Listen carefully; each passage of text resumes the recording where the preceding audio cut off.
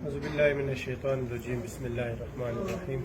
مفتی صاحب چې څومره ملګري دي، خاصتا د قرآن ملګري، ټول ملګرو ته د مفتی صاحب شهادت مبارکي ورکوم.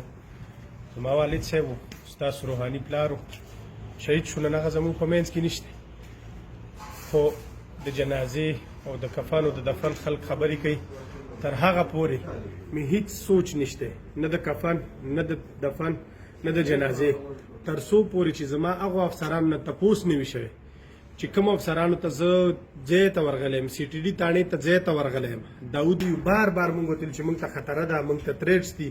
د هنګو ډي سي اوسه پورې زما لایسنس چې کومې اوسه پورې هلته پرېښې ودرولې وي چې دا شوډل فور کې د لایسنس زه نه ورکوم. د پېښور ډي سي زما لایسنس نه کولو کلیر کولو چې دته د لایسنس ورشي. زه د پی ای سی ایل کې اچولی وم، تا زه په دې څلورو لاسونه ورته تړلی وم چې مه کوه دا سړی شهید شي، مه کوه دا سړی څوک د منځه ویسي. زه هیڅ قسمه هیڅ شي ته فلحال نه یم تیار. چې څومره مینوال ملګري دي ټولو ته مې دا خواست دی چې ټول راشئ، چې مفتی صاحب سره چا هم مینه وي، څوک هم په مفتی صاحب باندې ګوره تشه مینه نه چې سر پې ورکولی شي. هغه د مروتو غونې کوتکو نه د ټوپکو نه چې کار وانلو، دا کار د ډوزو نه دی، دا کار د ډزو دی. قسم مې دې په خدای ما خپل پلار لاړ ورکړلو، د لاسه مې ورکړلو، والله چې سبا ستاسو حال دی، والله چې دا هر سبا ستاسو دی، قسم په خدای علماو سبا ستاسو حال دی.